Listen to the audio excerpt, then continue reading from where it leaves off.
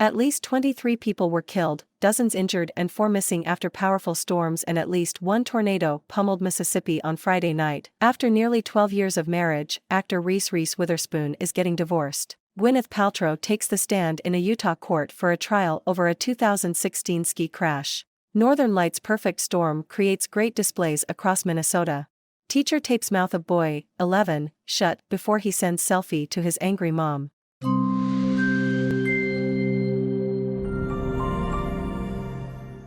At least 23 people were killed, dozens injured and 4 missing after powerful storms and at least one tornado pummeled Mississippi on Friday night, ripping roofs off homes, nearly leveling some neighborhoods and knocking out power for thousands, officials said Saturday morning. We have numerous local and state search and rescue teams that continue to work this morning. A number of assets are on the ground to assist those that have been impacted, the Mississippi Emergency Management Agency said. The loss will be felt in these towns forever. Please pray for God's hand to be over all who lost family and friends, Mississippi Governor Tate Reeves tweeted. Search and rescue efforts for storm victims began after a confirmed tornado struck the towns of Silver City and Rolling Fork, the latter of which was described by one resident as obliterated. I've never seen anything like this, Brandy Showa told CNN. This was a very great small town, and now it's gone.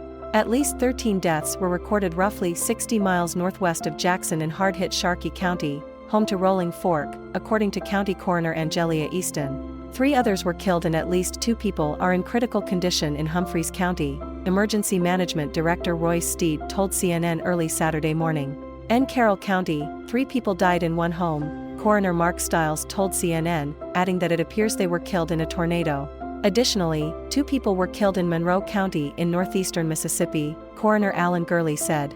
In ravaged Rolling Fork, the tornado damaged homes and buildings, gutted trees and tore down power lines in the area, Showa told CNN. The tornado was moving at 50 miles per hour when it was located over the town just after 8 p.m. Central Time, the National Weather Service said.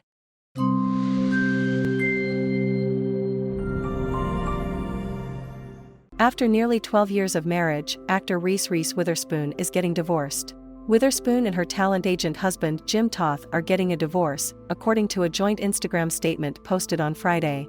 It is with a great deal of care and consideration that we have made the difficult decision to divorce, the pair wrote. We have enjoyed so many wonderful years together and are moving forward with deep love, kindness and mutual respect for everything we have created together. Witherspoon told Elle in 2012 that she and Toth met at a friend's house, after a really drunk guy hit on her and Toth apparently intervened. That's just kind of who he is, a really good person, Witherspoon told the outlet.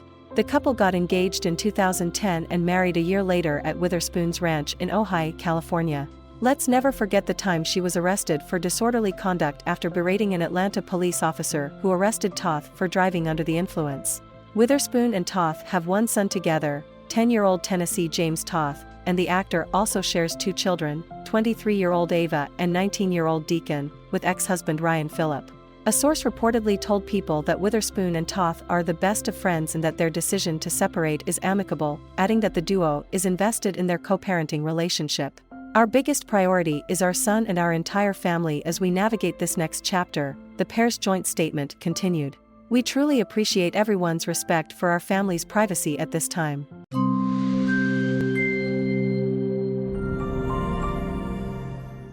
Gwyneth Paltrow takes the stand in a Utah court for a trial over a 2016 ski crash.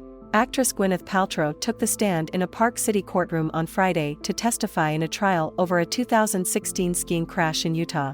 Paltrow is accused of crashing into Terry Sanderson, a 76-year-old retired optometrist, causing several serious injuries and then abandoning him, while they were both skiing on a beginner slope at Deer Valley Resort 7 years ago. Paltrow took the stand just before 3 p.m. local time and was questioned by Sanderson's attorney, Kristen Vannerman. She is the latest to testify in the trial since it first began 4 days ago. The actress and Goop founder said on the day of the collision with Sanderson she was skiing with her 2 kids, now husband Brad Falchuk and his 2 children. The collision took place on the first day of their trip to the resort, Paltrow said. Testifying that the crash shocked her at first, Paltrow said that she was worried she was being violated. There was a body pressing against me and a very strange grunting noise, she said. My brain was trying to make sense of what was happening. In her testimony, the actress said that she and her children were taking a ski lesson on the day of the crash. Paltrow repeated her claim that Sanderson had skied directly into her back and caused the accident. "He struck me in the back, yes, that's exactly what happened," she said, as attorneys read back her version of the events from a deposition. In her testimony, the actress said that she and her children were taking a ski lesson on the day of the crash. Paltrow repeated her claim that Sanderson had skied directly into her back and caused the accident. "He struck me in the back, yes, that's exactly what happened," she said, as attorneys read back her version of the events from a deposition.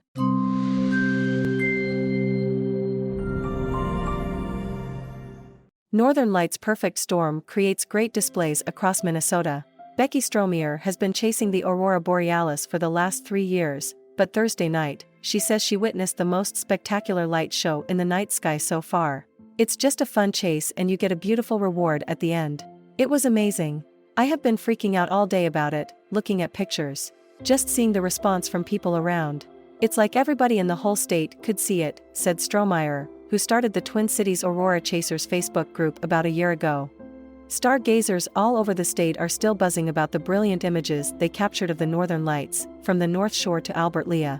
They are usually hard to see in the Twin Cities because of light pollution.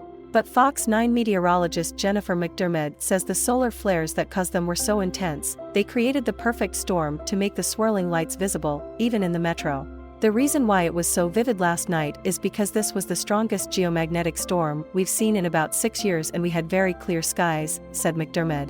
Doug Cottrell from Hudson, Wisconsin took more than 500 photos of the celestial showstoppers at Boulder Lake, about 30 minutes north of Duluth. "It was an out-of-this-world experience. If you ever want to feel like you're in space or anything like that, that is what you need to do," said Cottrell, a member of the Great Lakes Aurora Hunters Facebook group. All of the pictures illuminate the beauty and boldness of the cosmos. Like many Minnesotans, Stromeyer will be keeping her eyes on the skies from now on. "Phenomenal. That's what people pay the big bucks to go to Iceland and Alaska for, and we had it right here," said Stromeyer. A lot of aurora hunters check the National Oceanic and Atmospheric Administration to find out when and where they might be able to see the Northern Lights.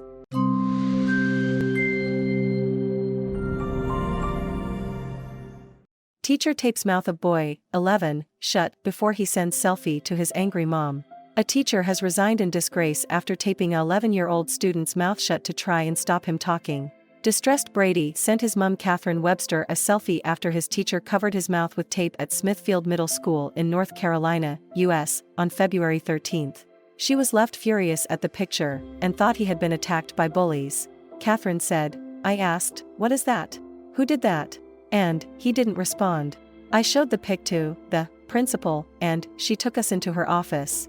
She told the school's head teacher LaShunda Faison her child was left humiliated by his teacher's actions. An investigation into the teacher revealed the teacher had subjected other pupils to the mouth taping earlier this year, including taping students' wrists together. Catherine revealed Brady didn't bring up the mouth taping incidents as he didn't want to question his teacher. She said, "He also has a tendency to clown around and be disruptive and talk too much. I'm a reasonable person and a fairly strict parent with no tolerance for disrespect and an understanding that teachers do not have time for repetitive disruption, so I also discipline Brady at home when this happens." Johnston County Public Schools confirmed the teacher, who was hired in August 2022, resigned on February 17 after Brady sent a selfie of him to his mom. School administrators are always able and willing to speak with any and all parents who may have concerns regarding any issue that occurs.